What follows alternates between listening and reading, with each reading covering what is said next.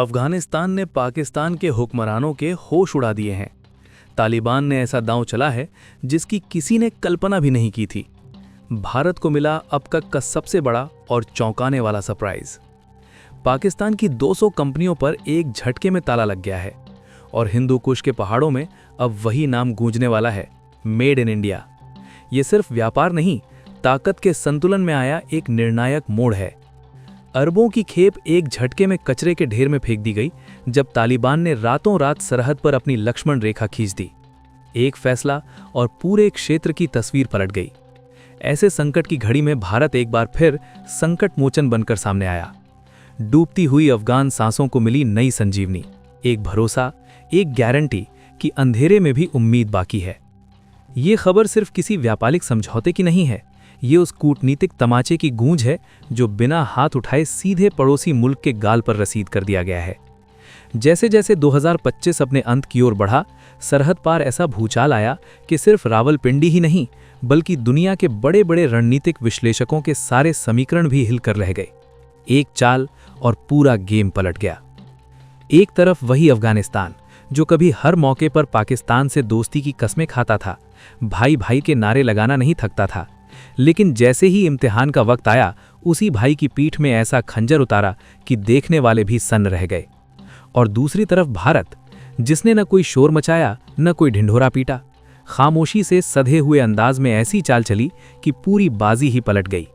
आज हालात ये हैं कि पूरी मध्य एशिया में वही नाम गूंज रहा है और सिक्का भी उसी का चल रहा है। ये कहानी है उस सफ़ेद सोने की जिसकी ज़रूरत हर इंसान को होती है, लेकिन जब इसी सफ़ेद सोने में धोखेबाजी की मिलावट हो जाए तो उसका अंजाम क्या होता है, आज पूरी दुनिया अपनी आंखों से देख रही है। हम बात कर रहे हैं उस एक डील की जिसने पाकिस्तान की अर्थव्यवस्था के ताबूत में आखिरी कील ठोक दी है।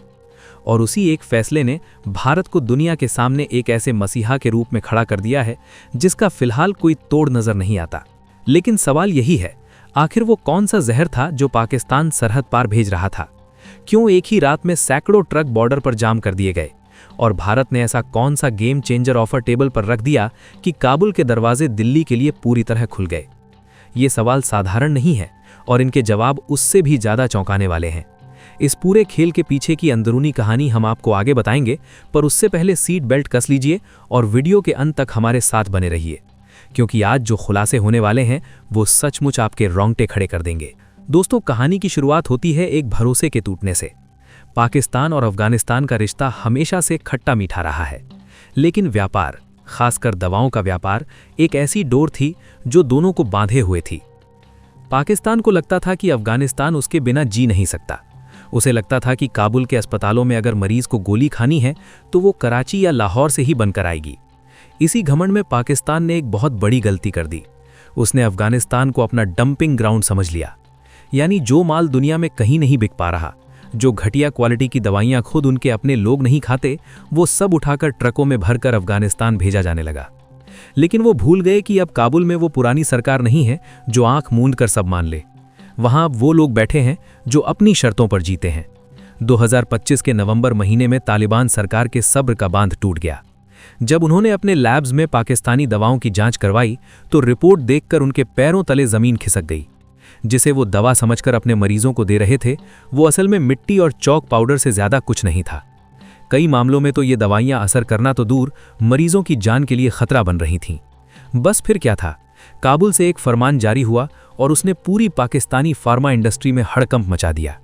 इसे सिर्फ एक बैन मत समझिए, ये पाकिस्तान के मुंह पर एक ऐसा तमाचा था जिसकी गूंज बरसों तक सुनाई देगी।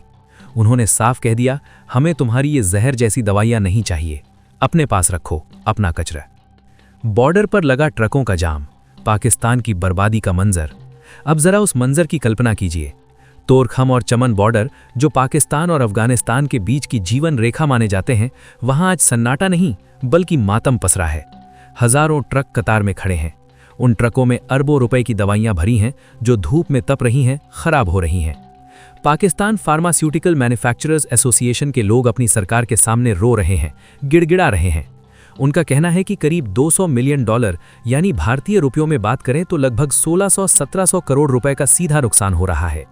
ये पैसा उन कंपनियों का है जिन्होंने सोचा था कि अफगानिस्तान तो उनकी जेब में है, लेकिन अब वो ट्रक ना आगे जा सकते हैं न पीछे।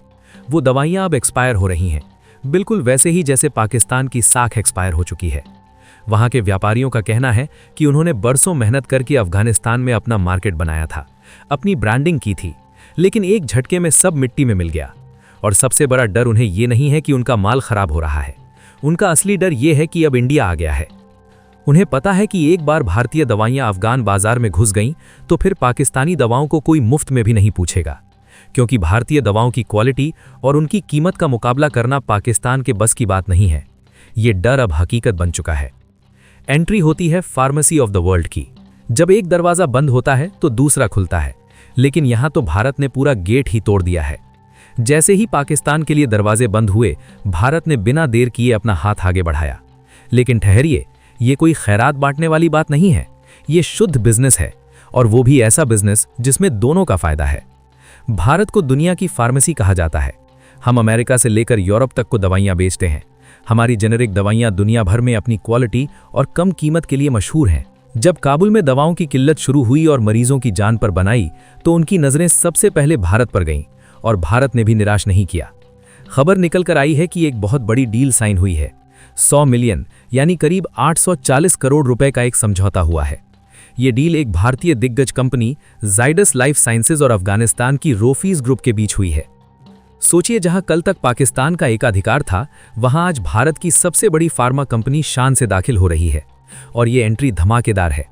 डील ये नहीं है कि हम सिर्फ दवा भेजेंगे। हमने वो चाल चली है जिसे मास्टर स्ट्रोक कहते हैं। हमने कहा, हम सिर्फ मछली नहीं देंगे, हम तुम्हें मछली पकड़ना भी सिखाएंगे। यानी शुरुआत में तो भारत से दवाइयां भेजी जाएंगी, लेकिन धीरे धीरे भारत वहां अफगानिस्तान के अंदर ही अपनी फैक्ट्रियां लगाएगा। हम उन्हें टेक्नोलॉजी देंगे, हम उन्हें सिखाएंगे कि अच्छी दवा कैसे बनती है। इसे कहते हैं असली पार्टनरशिप। पाकिस्तान ने उन्हें सिर्फ अपना ग्राहक समझा, भारत उन्हें भागीदार बना रहा है। यही फर्क है नीयत का, और यही फर्क आज पूरी दुनिया देख रही है। पाकिस्तान का जहर बनाम भारत का अमृत। इस पूरे घटनाक्रम में जो शब्द सबसे ज्यादा चुभने वाला है वो है क्वालिटी। तालिबान के अधिकारियों ने खुलेआम कहा कि पाकिस्तानी दवाइयां बेअसर और खराब क्वालिटी की है। कुछ खबरों में तो यहां तक कहा गया कि उन्होंने इसे जहर के समान माना। सोचिए, किसी देश के लिए इससे बड़ी शर्म की बात क्या हो सकती है कि उसका पड़ोसी उसके सामान को हाथ लगाने से भी मना कर दे। वहीं दूसरी तरफ भारतीय दवाओं का लोहा पूरी दुनिया मानती है। अफगानिस्तान के डॉक्टर और वहां की जनता जानती है कि अगर दवा पर मेड इन इंडिया लिखा है तो वो काम करेगी। ये भरोसा एक दिन में नहीं बना है। सालों से भारत ने अफगानिस्तान में अस्पताल बनाए हैं, वहां के लोगों का इलाज किया है। जब भी वहां भूकंप आया या कोई आपदा आई, भारत सबसे पहले मदद लेकर पहुंचा। और अब जब पाकिस्तान ने अपनी नाकामी के चलते सप्लाई चेन तोड़ दी, तो भारत ने फिर साबित कर दिया कि असली दोस्त कौन है। अब काबुल की फार्मेसियों में आपको लाहौर की नहीं बल्कि गुजरात और हिमाचल की बनी दवाइयां मिलेंगी। एंटीबायोटिक्स हों, कैंसर की दवाइयां हों या फिर आम बुखार की गोली, अब हर जगह भारत का दबदबा होगा। और जब अफगान नागरिक इन दवाओं का इस्तेमाल करेंगे और फर्क देखेंगे, तो पाकिस्तान के लिए बचा खुचा हमदर्दी का कोना भी हमेशा के लिए खत्म हो जाएगा। ये सॉफ्ट पावर का वो नमूना है जिसके आगे बड़ी बड़ी तोपें फेल हो जाती हैं। भविष्य की तस्वीर, काबुल में मेक इन इंडिया। अब जरा भविष्य की तस्वीर देखिए। आने वाले कुछ सालों में अफगानिस्तान का नज़ारा बदलने वाला है। आज जो डील साइन हुई है, उसके तहत भारतीय कंपनियां काबुल में अपने ऑफिस खोलेंगी। वहां बड़े बड़े मैन्युफैक्चरिंग प्लांट लगेंगे। इसका मतलब समझते हैं आप? इसका मतलब यह है कि भारत का रणनीतिक प्रभाव अफगानिस्तान में इतना गहरा हो जाएगा कि उसे कोई उखाड़ नहीं पाएगा। जब भारतीय इंजीनियर और वैज्ञानिक वहां जाकर अफगान युवाओं को ट्रेनिंग देंगे, जब वहां की मशीनों पर भारतीय कंपनियों का लोगो लगा होगा, तो पाकिस्तान क्या करेगा? वो बस बॉर्डर के उस पार खड़ा होकर देखेगा। पाकिस्तान के आर्थिक विशेषज्ञ अभी से छाती पीट रहे हैं। उनका कहना है कि अगर भारत ने वहां अपनी जड़ें जमा ली, तो पाकिस्तान का $200 मिलियन का वार्षिक व्यापार तो गया ही, साथ ही वो जो अफगानिस्तान को अपने इशारों कर नचाने का सपना देखता था, वो भी चकनाचूर हो जाएगा। भारत की योजना साफ है, मध्य एशिया में अपनी पैठ मनानी है और पाकिस्तान को हर मोर्चे पर अलग थलग करना है। और इसकी शुरुआत हो चुकी है। ये दवाइयां सिर्फ बीमारी का इलाज नहीं करेंगी, ये उस बीमारी का भी इलाज करेंगी जो पाकिस्तान ने सालों से नफरत के रूप में फैलाई है। आपको क्या लगता है, क्या भारत का ये कदम पाकिस्तान को उसकी औकात याद दिलाने के लिए काफ़ी है? और क्या भारत को अफगानिस्तान के साथ अपने रिश्ते और मजबूत करने चाहिए? अपनी राय नीचे कमेंट बॉक्स में खुलकर लिखें।